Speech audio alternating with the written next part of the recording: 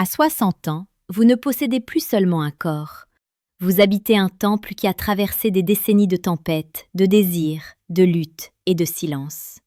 Mais un matin, vous vous réveillez et vous sentez que quelque chose s'est brisé, que ce lien sacré entre votre volonté et votre virilité s'est effiloché comme une vieille corde sous la tension du temps.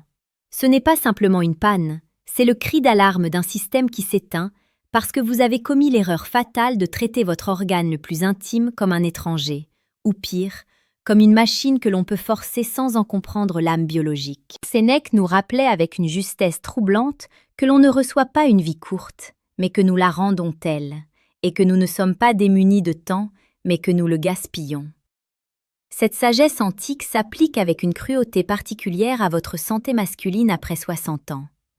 Si vous continuez à ignorer les signaux subtils de votre physiologie, si vous persistez à appliquer les méthodes de performance de vos 20 ans à un corps qui demande aujourd'hui de la révérence, vous ne risquez pas seulement l'impuissance, vous risquez l'effondrement de votre force vitale globale. Bienvenue dans cet espace de transmission. Je suis le docteur Mélanie, et aujourd'hui, nous allons lever le voile sur ce que personne n'ose vous dire avec cette précision et cette bienveillance. Nous allons parler de ce que vous ne devez plus jamais faire à votre pénis une fois le cap de la soixantaine passé. Ce n'est pas un cours de biologie froid, c'est une réconciliation avec votre propre existence. Imaginez Jean. Jean a 64 ans. C'est un homme actif, fier, qui a toujours mené sa barque avec poigne. Pour lui, la santé était un acquis, quelque chose qui fonctionnait par défaut. Un soir, face à une compagne aimante, il a ressenti cette défaillance. Ce n'était pas la première fois, mais c'était la fois de trop.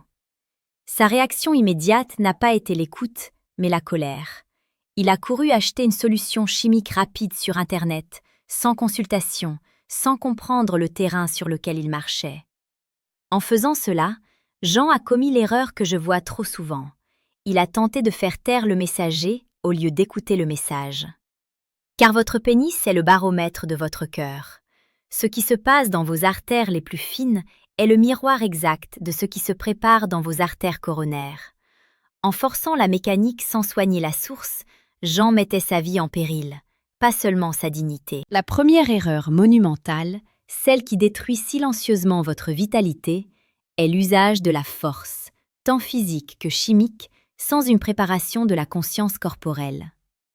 Après 60 ans, les tissus changent, la peau devient plus fine, la circulation périphérique ralentit, et surtout, la réponse nerveuse demande plus de douceur, plus de temps. Beaucoup d'hommes, par peur de perdre leur virilité, entrent dans une lutte contre leur propre corps. Ils utilisent des accessoires de pompage ou des médicaments stimulants de manière anarchique, espérant retrouver la rigidité d'acier de leur jeunesse. Mais ce qu'ils obtiennent, c'est une fibrose des tissus. Ils créent des micro-lésions qui, en cicatrisant, durcissent l'organe de l'intérieur, rendant les érections futures encore plus difficiles et parfois douloureuses. Vous devez comprendre que votre corps ne vous trahit pas. Il se protège.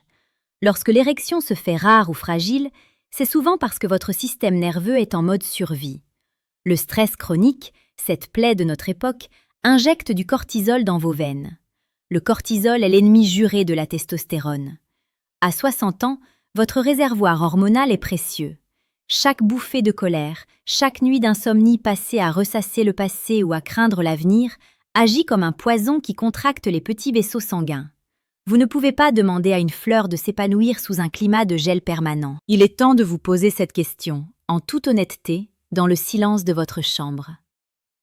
Quand avez-vous, pour la dernière fois, réellement écouté ce que votre bas-ventre essayait de vous dire, sans jugement, sans peur, mais avec une curiosité profonde pour votre propre vie? Dites-le moi en commentaire, partagez ce ressenti, car c'est en brisant le tabou que la guérison commence. Rejoindre la communauté du docteur Mélanie, c'est s'autoriser à voir au-delà des apparences médicales classiques pour toucher à la racine de l'être. En vous abonnant à cette chaîne, vous ne recevez pas seulement des conseils, vous intégrez un mouvement de conscience où la santé est vue comme une harmonie globale. L'une des pratiques les plus dévastatrices que je vois chez les hommes de plus de 60 ans est la négligence du plancher pelvien. On pense souvent, à tort, que ces muscles sont l'apanage des femmes après l'accouchement. c'est une erreur médicale majeure. Votre plancher pelvien est le socle de votre érection. C'est lui qui emprisonne le sang dans les corps caverneux.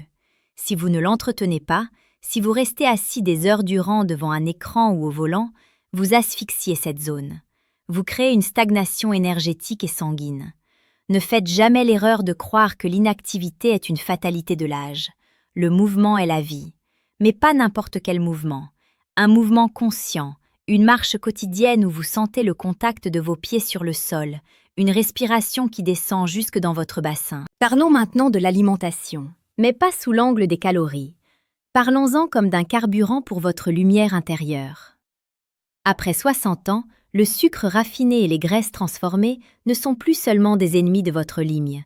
Ce sont des agents de destruction de votre microcirculation. Ils créent une inflammation sourde. Cette inflammation vient boucher les conduits les plus subtils. Si vous voulez préserver votre santé masculine, vous devez traiter votre alimentation comme un rituel sacré. Chaque aliment doit être une offrande à votre vitalité. Évitez les excès de viande rouge qui alourdissent le sang et privilégiez les aliments qui libèrent de l'oxyde nitrique, ce gaz naturel qui permet à vos vaisseaux de se dilater. Mais au-delà du physique, il y a le psychologique. Le poids des non-dits, les regrets accumulés, l'image que vous avez de vous-même en tant qu'homme vieillissant dans une société qui ne jure que par la jeunesse. Cette pression est un fardeau invisible qui pèse directement sur votre prostate et votre système reproducteur. Le corps exprime ce que la bouche n'ose pas dire. Si vous vous sentez inutile, si vous avez l'impression que vos meilleures années sont derrière vous, votre corps se mettra au diapason de cette tristesse. Le manque de désir n'est souvent qu'un manque de joie de vivre. C'est pour cette raison que j'ai conçu pour vous un accompagnement plus profond. Vous trouverez sous cette vidéo, en deuxième lien dans la description, mon guide offert intitulé « Écoute ton corps avant qu'il ne crie ». C'est une invitation à redécouvrir votre géographie intérieure et à soigner les blessures invisibles qui entravent votre épanouissement actuel. Ne faites jamais l'erreur de vous isoler. La solitude chez l'homme de plus de 60 ans est un facteur de risque cardiovasculaire et sexuel aussi important que le tabagisme. Le lien social, la tendresse, le simple fait de toucher et d'être touché, même sans intention de performance, réveillent des circuits neuronaux essentiels.